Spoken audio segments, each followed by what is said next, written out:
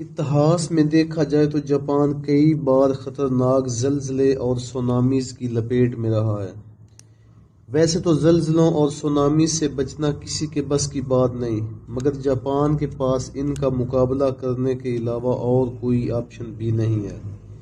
ناظرین، پچھلے 1300 سالوں میں 143 سونامیز جاپان پر حملہ کر چکے ہیں، جس کے نتیجے میں ابھی تک 1,30,874 لوگوں کی جان جا چکی ہے۔ ان میں سب سے خطرناک سال 1741 میں آیا تھا، جس میں سونامی کی ویو 90 میٹر اونچی تھی۔ افسوس کی بات یہ ہے کہ جیسے جیسے وقت گزرتا جا رہا ہے، جاپان میں سونامی کا خطرہ بھی بڑھ رہا ہے۔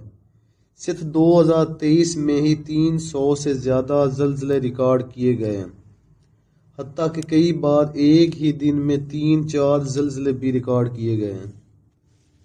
جاپان دنیا کا واحد ملک ہے جہاں زلزلے اتنے کامن ہیں کہ یہاں پر سکائی اسکریپر کو ارتھ کوئک پروف بنانا لازمی ہوتا ہے، جبکہ 2000 سے لے کر 2023 تک جاپان 5 مرتبہ چھوٹے بڑے سونامیز کو برداشت کر چکا ہے، جن میں 2011 والا سب سے جان لیوا مانا جاتا ہے۔ 11 مارچ 2011 اوشکا پیننسولا سے 72 کلومیٹر ایسٹ میں سمندر کے اندر 9.1 میگنیٹیوڈ کا زلزلہ پورے 6 منٹ تک چلتا رہا، جس کی وجہ سے ایک میسو جائنٹ سونامی نے جنم لیا۔ یہ دنیا کا چوتھا بڑا زلزلہ، جبکہ جاپان کی ریکارڈڈ ہسٹری کا سب سے بڑا تھا، جس کے نتیجے میں جو سونامی پیدا ہوا اس نے سمندر میں 55 میٹر یا پھر 180 فٹ اونچی لہر پیدا کی۔ پانی کی لہریں 700 کلومیٹر فی گھنٹہ کی سپیڈ سے سینڈائی سٹی میں داخل ہوئیں اور کوسٹ سے 10 کلومیٹر اندر تک پہنچی۔ سونامی کا سب سے بڑا مسئلہ یہ ہوتا ہے کہ ماڈرن ٹیکنالوجی سے بھی اس کو روکا نہیں جا سکتا، لہٰذا سڈنی کے لوگ، جن کو صرف 8 منٹ پہلے یہ اطلاع دی گئی، ان میں سے ہزاروں لوگوں کو بھاگنے کا موقع بھی نہ مل سکا۔ اس واقعے کی وجہ سے 2,28,000 لوگ بے گھر ہو گئے اور 15,000 لوگ اپنی جان سے ہاتھ دھو بیٹھے۔ ایک طرف قیامت کا عالم تھا تو دوسری طرف فوکوشیما ڈائچی نیوکلیئر پلانٹ بھی فیل ہو گیا، جس کی وجہ سے خطرناک نیوکلیئر ڈیزاسٹر نے جنم لیا۔ جاپان کو اس سونامی نے ٹوٹل $235 بلین کی چوٹ پہنچائی، جس کو دنیا کا سب سے بڑا ڈیزاسٹر بھی مانا جاتا ہے۔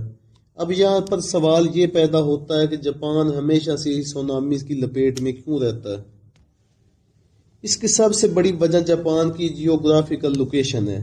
پیسیفک اوشن کا ایک بڑا حصہ دنیا میں 90% ارتھکویک، والکینک ایرپشن اور سونامی کا باعث بنتا ہے۔ پیسیفک اوشن میں یہ جو رنگ بن رہی ہے، اس کو دا رنگ آف فائر بھی کہا جاتا ہے۔ اس کے نیچے دنیا کے سب سے زیادہ ایکٹیو والکینوز موجود ہیں، جن کو ٹیکٹونک پلیٹ نے گھیر رکھا ہے، اور بدقسمتی ہے جاپان کی کہ وہ بالکل اس رنگ کے بیلٹ پر آتا ہے۔ یہی وجہ ہے کہ یہاں ہر آئے سال زلزلے، ہر آئے سال ٹائفون یا پھر سونامیز کا خطرہ منڈلاتا رہتا ہے۔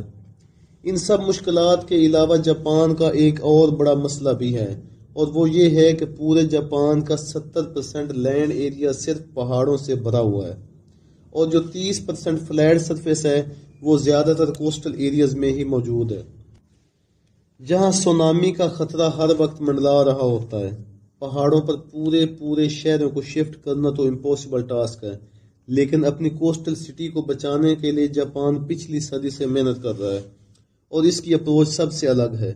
جاپان نے اپنے ہائی رسک ایریاز کو بچانے کے لیے کوسٹ پر سی وال بنائی ہے، اور یہ کوئی ابھی کی بات نہیں بلکہ سی وال کافی عرصے سے جاپان کی کوسٹ کا حصہ رہی ہے۔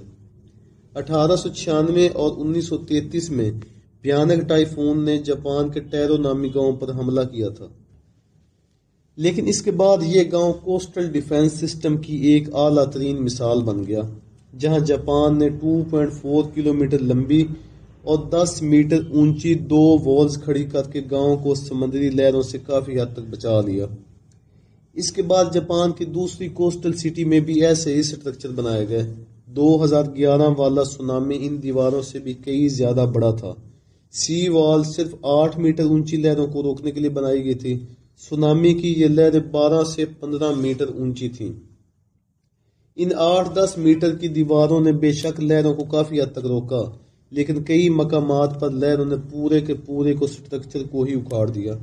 2011 ارتھ کے بعد جاپان نے سی وال کو اور زیادہ اونچا اور لمبا کرنے کا فیصلہ کر لیا۔ اس کام کے لیے $1200 الگ کیے گئے اور فیصلہ کیا گیا کہ ایسٹرن کوسٹ پہ 400 کلومیٹر لمبی اور 15 میٹر اونچی دیوار بنائی جائے گی۔ یہ دیواریں پچھلی دیواروں سے تقریباً 5 میٹر اونچی، ان کی فاؤنڈیشن زمین سے 25 میٹر تک اپنی جڑیں مضبوط کیے ہوئے ہے۔ ان کی چوڑائی بھی پہلے سے کافی زیادہ رکھی گئی ہے اور ان کا سٹرکچر اور ڈیزائن خاص طور پر سونامی کو روکنے کے لیے بنایا گیا ہے۔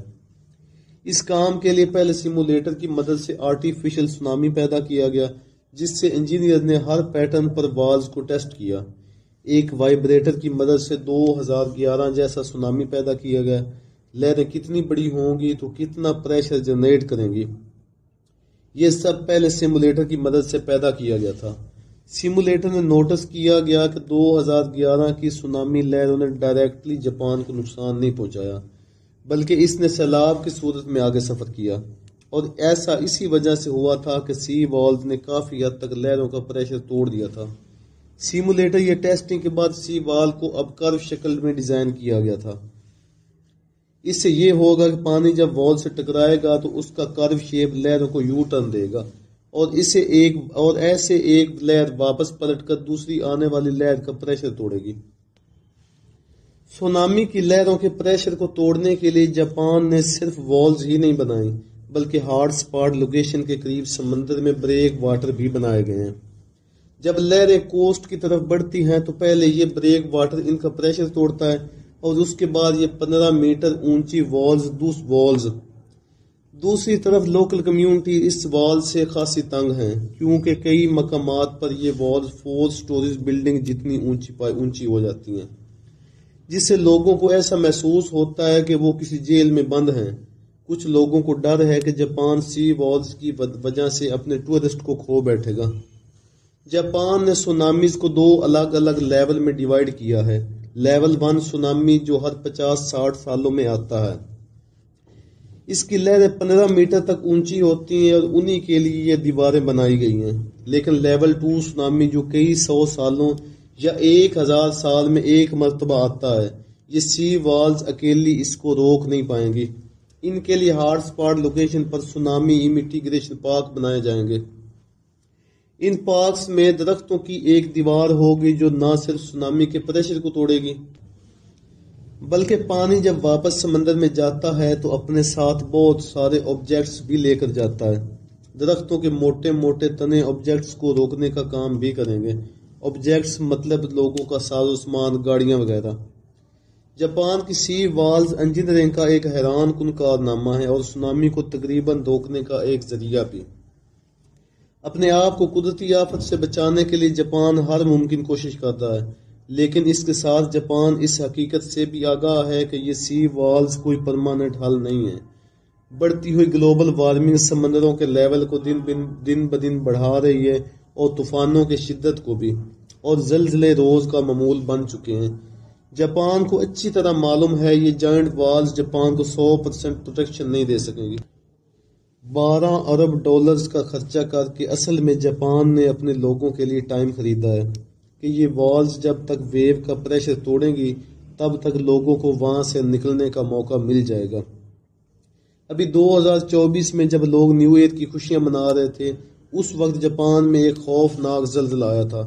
اس پر ایک الگ سے ویڈیو بن سکتی ہے۔ تو دوستو، ویڈیو اگر پسند آئی ہے تو ویڈیو کو اپنے دوستوں کے ساتھ شیئر کریں، چینل کو لائک کریں، شیئر کریں اور سبسکرائب کریں۔